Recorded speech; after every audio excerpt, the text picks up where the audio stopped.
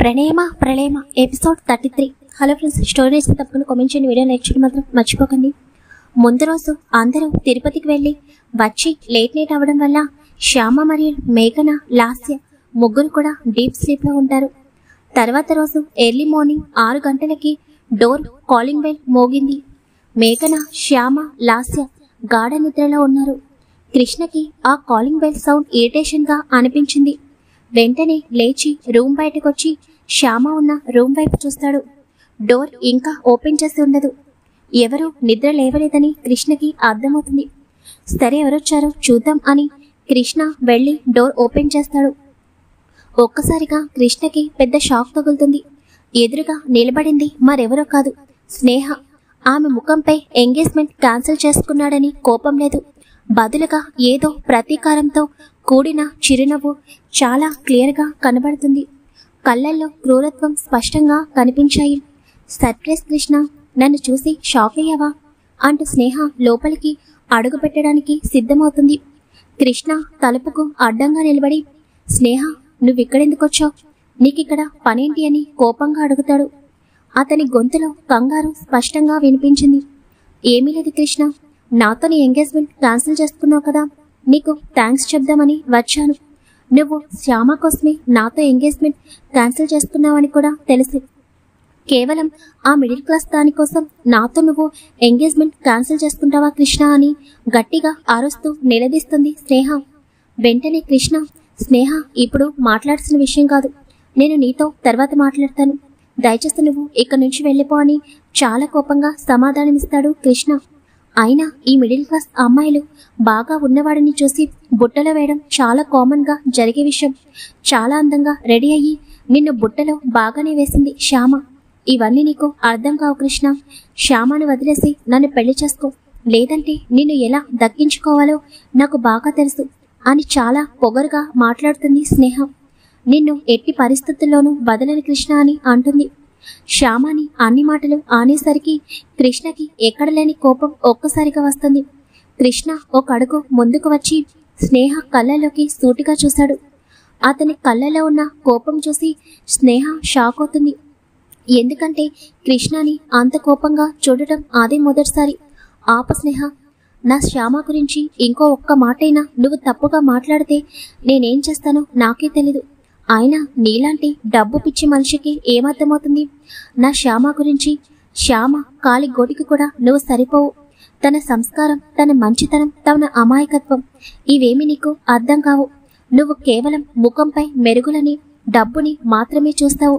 నీలాంటి మోడర్న్ పిచ్చిదాని కోసం నేను నీ జీవితాన్ని పాడు చేసుకోను. నా శ్యామ లాంటి స్వచ్ఛమైన మనసు నీకు ఎప్పటికీ రాదు.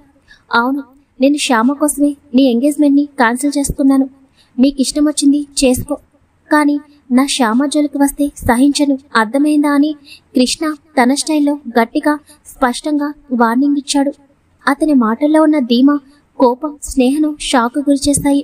ఆమె ముఖం ఒక్కసారిగా సాడ్ ఫీలింగ్ లోకి వెళ్లిపోయింది. ఇంతలో శ్యామ నిద్రపోతున్న గదుల నుంచి ఎవరో బయటికి వస్తున్నట్టు శబ్దం వినిపిస్తుంది.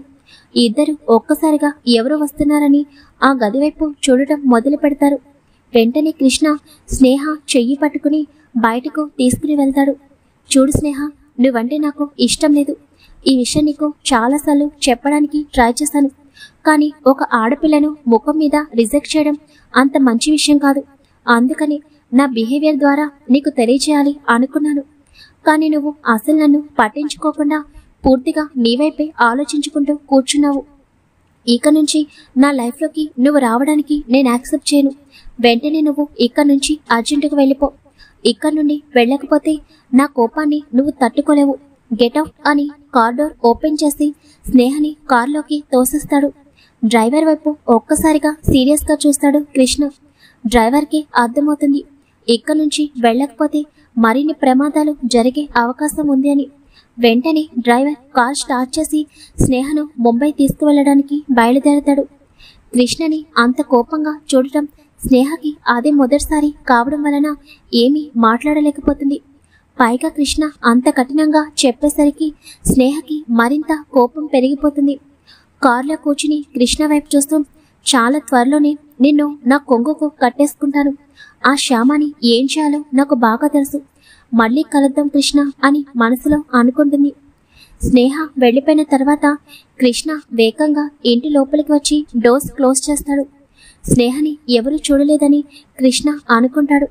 కృష్ణ డోర్స్ క్లోజ్ చేసి రైట్ సైడ్కి చూడగానే ఎదురుగా మేఘన నిలబడి ఉంటుంది. కృష్ణ ఒక్కసారిగా మేఘాన్ని చూసి షాక్ అవుతాడు. మేఘన చాలా సీరియస్గా, అసలు ఎవరు కృష్ణ నువ్వు? వచ్చింది స్నేహనే కదా అని చాలా గంభీరంగా అడుగుతుంది.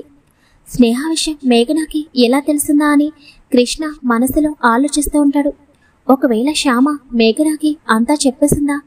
ఒకవేళ చెప్పకపోతే వచ్చింది స్నేహనే అని మేఘన ఇంత ఖచ్చితంగా ఎలా అడుగుతుంది? ఇవన్నీ ఆలోచిస్తుంటే కృష్ణ హార్ట్ బీట్ పెరిగిపోతూ ఉంటుంది. లేదా ఒకవేళ స్నేహ నేను మాట్లాడుకోవడం మేఘన పూర్తిగా అన్ని రకాలైన క్వశ్చన్స్తో కృష్ణ ఉంటాడు. ఇంతలో శ్యామ నిద్ర నుంచి మేల్కొని లాస్యాన్ని తీసుకుని హాల్లోకి వస్తుంది. అప్పటికే హాల్లో ఉన్న కృష్ణని మేఘన అని శ్యామ చూస్తుంది. ఇద్దరు చాలా కంగారుగా ఉండడం గమనించి ఏమైంది, ఎందుకలా కంగారు పడుతున్నారు, ఏమైనా జరిగిందా అని అడుగుతుంది. దానికి మేఘన చాలా సీరియస్గా, ఇదే ప్రశ్న నేను మీ ఇద్దరిని అడగాలి. అసలు ఏం జరుగుతుంది మీ ఇద్దరి మధ్య నాకు ఇప్పుడే తెలియాలి. మేఘన అంత సీరియస్గా అరిచేసరికి లాస్య కంగారు పడుతూ శ్యామ దగ్గర నుంచి మేఘన దగ్గరికి పరుగున వెళ్ళిపోతుంది. మేఘన అలా అడిగేసరికి శ్యామ కంగారు పడుతుంది. కృష్ణ వైపు అయోమయంగా చూస్తుంది. కృష్ణ కూడా కంగారుగా ఉండటం వలన ఏం మాట్లాడాలో అర్థం కాక సైలెంట్గా నిలబడిపోతుంది శ్యామ. ఏంటి శ్యామ అలా సైలెంట్గా ఉంటే సమాధానం అవ్వదు. అసలు ఈరోజు మార్నింగ్ మన ఇంటికి ఎవరొచ్చారో తెలుసా నీకు అని గట్టిగా అడుగుతుంది. కృష్ణ చాలా చిన్న గొంతుతో ప్లీజ్ మేఘన, శ్యామకి ఏం చెప్పదు అని అంటాడు. కృష్ణ నువ్వు మాట్లాడకు, ఇది నా చెల్లికి నాకు జరుగుతున్న సంభాషణ. అసలు కృష్ణకి నీకు మధ్య ఉన్న సంబంధం ఏంటి శ్యామ? మీరిద్దరు స్నేహితులా లేక ఇంకేమన్నానా? నీ భవిష్యత్తు కూడా నాకులా తయారవ్వకూడదు. నాకు ఈ ప్రశ్నలన్నింటికీ సమాధానం కావాలి శ్యామ. శ్యామ తడబడుతూ అది అక్క అంటూ ఉండగానే మేఘన వినకుండా ఏంటి అది, ఎందుకు దాస్తున్నావు నా దగ్గర? నిన్నటి వరకు కృష్ణ నీ బెస్ట్ ఫ్రెండ్ అన్నావు. ఇప్పుడు చూస్తే కృష్ణ వాళ్ళ డాడీ పెట్టిన మెసేజ్లో ఎంగేజ్మెంట్ క్యాన్సిల్ చేసుకుని తిరుపతి వచ్చాడనుంది. ఈ రోజు ఉదయాన్నే స్నేహ ఇంటికి వచ్చి కృష్ణని బెదిరించింది. నువ్వు అబద్ధం చెప్తున్నావా లేక నీకే ఏమీ తెలీదా? అసలు నిజం చెప్పు శ్యామ, నీ జీవితం నాశనం అవుతుంటే నేను చూస్తూ ఊరుకోవాలా అని మేఘన కళ్ళల్లో నీళ్లు తిరుగుతూనే గట్టిగా అడిగింది. శ్యామ తలదించుకుని కళ్ళల్లో నీళ్లు నుండి ఏం మాట్లాడాలో తెలియక నిలబడిపోయింది. ఆమె కళ్ళల్లో ఒక రకమైన భయం, అయోమయం స్పష్టంగా కనిపించాయి. ఏంటి స్నేహ ఇంటికి వచ్చిందా అని ఆశ్చర్యపోతూ అడిగింది శ్యామ. ఓసి పిచ్చి శ్యామ, నీకసలు ఏమీ తెలీదు. ఆ స్నేహ ఇక్కడికి రావడం జరిగింది, కృష్ణని బెదిరించి వెళ్లడం కూడా జరిగింది.